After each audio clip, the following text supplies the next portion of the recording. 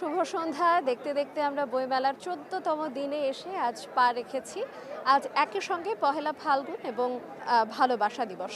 আপনাদেরকে সেই পহেলা ফাল্গুন এবং ভালোবাসা দিবসের শুভেচ্ছা জানিয়ে শুরু করছি।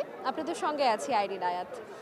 আজ সকাল থেকে যখন বইমেলা শুরু হয়েছে ঠিক এখন পর্যন্ত আমার চারপাশ, আমি যখন থেকে মেলায় এসেছি তখন থেকেই দেখা যাচ্ছে আসলে লোক সমাগম এত বেশি, মনে হচ্ছিল তারা যেন এই সময়টির জন্যই অপেক্ষা করছিল। ঠিক বিকেল দিকে হুট করে এমনভাবে ধীরে ধীরে লোক সমাগম বৃদ্ধি পেতে থাকে যে, যেটা বলছিলাম, তারা মনে করছিলেন যে তারা যেন এই সময়টির অপেক্ষা ছিলেন কখন সময়টি হবে আর তারা মেলাতে প্রবেশ করবেন।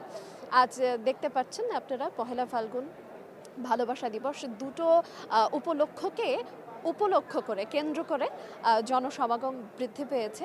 নানান রকম শাড়িতে রঙে ঢঙে বিভিন্নভাবে সেজে উঠেছেন নারীরা। তাদের সঙ্গে আছেন তাদের পরিবার, এমনকি অনেকেই আছেন তাদের প্রিয় মানুষটির সঙ্গে। আমরা এই মুহূর্তে দাঁড়িয়ে আছি বইমেলা প্রাঙ্গণের সোহরাওয়ার্দী উদ্যানে। আজ ১৪তম দিনে মেলায় অনেক অনেক নতুন বই দেখা যাচ্ছে।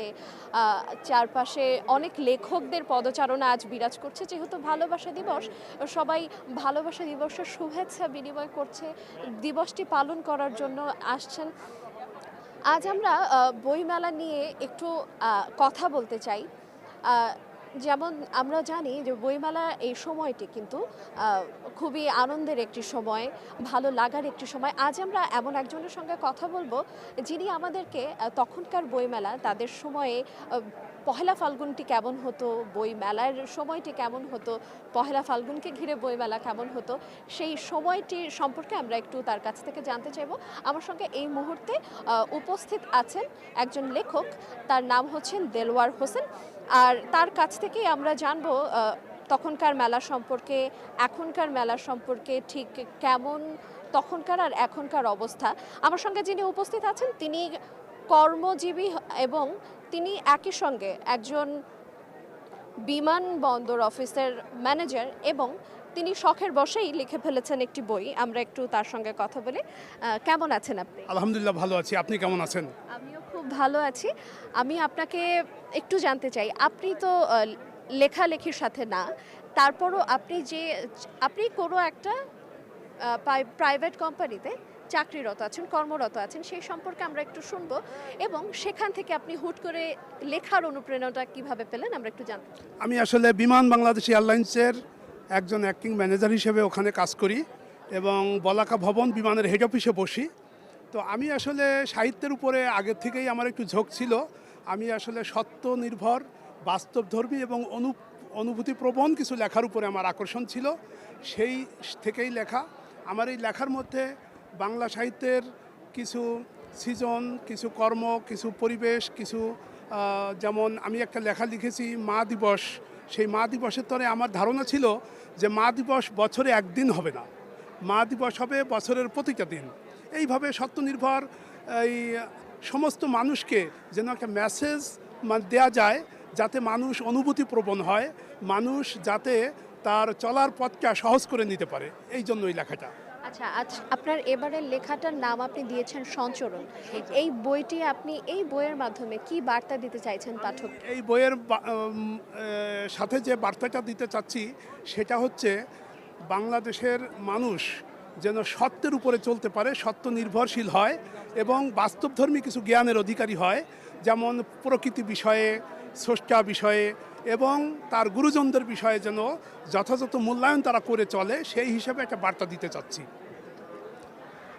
আপনার এটি কি প্রথম লেখা? জি, এটা প্রথম লেখা। আমার আরও দুইটা পাণ্ডুলিপি রেডি আছে, কিন্তু আসলে আমরা তো সরকারি চাকরি করি, যে কারণে অর্থের কারণে আমার ওই প্রকাশটা ওইভাবে হয় না। তো একটা বহু কষ্ট করে এই বইটা এবার আমি পাবলিশিং করলাম।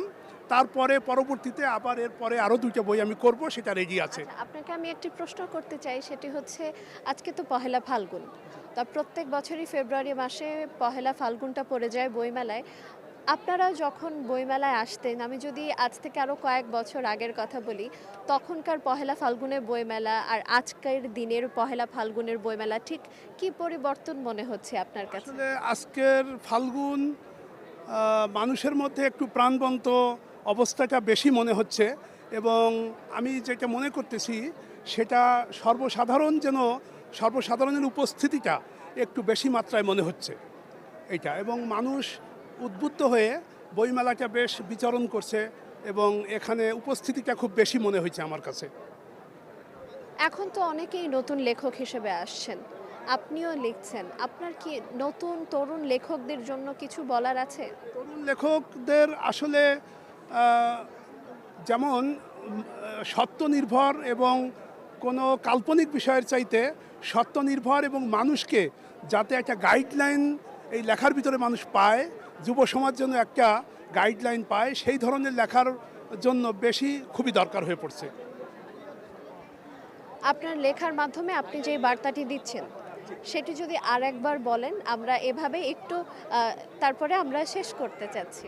আসলে লেখাটা হবে সত্য নির্ভর, অনুভূতি প্রবণ এবং বাস্তবধর্মী লেখা ছাড়া মানুষের প্রাণের স্পন্দনটা জাগাতে পারবে না। এই প্রাণের স্পন্দনটা জাগাতে হলে মানুষকে বাস্তবধর্মী লেখার উপরে কিছু গুরুত্ব দিতে হবে। আপনাকে অসংখ্য ধন্যবাদ। আপনাকেও ধন্যবাদ, ভালো থাকবেন। আমরা কথা বলছিলাম একজন নতুন লেখকের সঙ্গে, তিনি তার লেখনের মাধ্যমে আমাদেরকে বার্তা দিতে চাইছেন মানুষকে সত্য নির্ভর হওয়ার। আসলে বইমেলায় আসলে এই বিষয়টি লক্ষ্য করা যায়, কেননা এখানে নতুন নতুন বই আছে, বিভিন্ন লেখকের বই আছে, বই পড়ে মানুষ বিভিন্ন রকমের পথে সুন্দরভাবে চলতে পারবেন। বই হচ্ছে আমাদের পথ প্রদর্শক, কখনো খারাপ কখনো ভালো বিভিন্ন সময়ের মধ্যে দিয়ে আমরা আসলে যেয়ে থাকি। যে সময়ের একমাত্র বন্ধু হিসেবে কাজ করে কিন্তু বই। আর আজকের বই মেলা কিন্তু অন্য রকম এক আনন্দ, অন্য রকম এক অনুভূতি। আজকে ফাগুনের প্রথম দিন, ঠিক শীতটা চলে গিয়েছে, ফাগুন চলে এসেছে। ফাগুন মানেই তো রঙের উৎসব, বসন্তের আগমনী বার্তা, হিমেল শীতর পর উষ্ণতার একটা স্পর্শ। আজকে কিন্তু দুপুরটা থেকে একটু উষ্ণতা দেখা গেছে, একটু গরম পড়েই গেছে। প্রকৃতি জানান দিয়ে দিয়েছে যে আসলে শীতটা আর নেই। আমরা যদি আজকের বইমেলা নিয়ে বলি, যেমনটা আমি আপনাদেরকে আরেকবার বলে দিতে চাইছি, আমাদের চারপাশ দেখছেন একদম লোকে লোকারণ্য হয়ে আছে, জনমানুষের ভিড় কিন্তু বৃদ্ধি পাচ্ছে। তবে আজকে শবে বরাতের একটি উপলক্ষ থাকার কারণে মেলা 7টার মধ্যেই আজকে বন্ধ হয়ে যাবে। কিছুক্ষণের মধ্যেই জনসাধারণের পদচারণা বন্ধ হয়ে যাবে এবং মেলা প্রাঙ্গণ ধীরে ধীরে তারা ত্যাগ করতে শুরু করবেন। আগামীকাল শনিবার সাপ্তাহিক ছুটির দিন, কিন্তু মেলা সকাল 11টার বদলে দুপুর 2টা বাজে শুরু হবে, কারণ ঢাকা বিশ্ববিদ্যালয়ের ভর্তি পরীক্ষা আছে আগামীকালকে। তাই মেলা 2টা থেকে আগের সময় 9টা পর্যন্ত চলবে। কাল আর সন্ধ্যা 7টা পর্যন্ত চলছে না, কাল মেলা চলবে রাত 9টা পর্যন্ত। আমরা আজ মেলা ঘুরে অনেকের সঙ্গে কথা বলে যেই বিষয়টি দেখতে পেয়েছি, তরুণ লেখক বাড়ছে, নতুন বই বাড়ছে। কেউ কেউ তরুণ লেখককে স্বাগত জানাচ্ছেন, আবার কেউ কেউ বলছেন তরুণ লেখকদের মধ্যে একটু বাস্তবধর্মী যেই বিষয়বস্তু আছে তা একটু যেন তারা নিয়ে আসেন। অনেকে আবার বলছেন এখন যেমন এআই তথ্য প্রযুক্তির যুগ, তাদের লেখনীতে তারা যেন এই বিষয়টি না ফুটিয়ে তোলে। আর পুরনো লেখকের কথা যদি বলি, সেখানে পুরনো লেখকের ক্ষেত্রে জাফর ইকবাল, হুমায়ুন আহমেদ, তাদের নাম কিন্তু এখনো পাঠক মনে, বইপ্রেমীদের হৃদয়ে সেই আগের মতো স্থান করে নিয়েছেন। যতবারই তাদেরকে প্রশ্ন করা হয় না কেন যে আপনার প্রিয় লেখকের তালিকায় কে আছে কিংবা কোন লেখকের প্রেমে প্রথম পড়েছিলেন, সবার মুখে একটি নাম, হুমায়ুন আহমেদ। হুমায়ুন আহমেদ নাম শুনলেই আসলে বইমেলার কথা অন্য রকমভাবে অনুভূত হয়। আসলে আজকের এই ফাল্গুনের দিনে যদি হুমায়ুন আহমেদের কথা বলি, তার বই ছাড়া কিন্তু এই প্রকৃতি, ভালোবাসা, ভালো লাগার সময়গুলো একেবারেই বৃথা। তিনিই তো আমাদেরকে শিখিয়েছেন প্রকৃতিকে ভালোবাসা, বৃষ্টিকে ভালোবাসা, ফাগুনকে ভালোবাসা, প্রত্যেকটা ভালোবাসার জিনিসকে নতুন করে ভালোবাসা। বইমেলা মানে আনন্দ, বইমেলা মানে আবেগ, বইমেলা মানে অনুভূতি, বইমেলা মানে নতুন পুরাতন লেখকের পাঠকের সমারোহ। আজকের বইমেলা আজকের বইমেলায় আনন্দে চারপাশ একদম উৎসব মুখর একটা পরিবেশ বিরাজ করছে প্রত্যেক দিনের মতো। আজকেও লোক সমাগম বেশি, তবে আজকে কিছুক্ষণের মধ্যে মেলা প্রাঙ্গণ বন্ধ হয়ে যাওয়াতে আস্তে আস্তে পদচারণা কিছুক্ষণের মধ্যে কমে যাবে।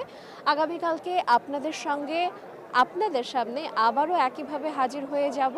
ততক্ষণ পর্যন্ত সবাই ভালো থাকবেন, সুস্থ থাকবেন। বইমেলা প্রাঙ্গণ থেকে আজ আমার কাছে ছিল এই পর্যন্তই।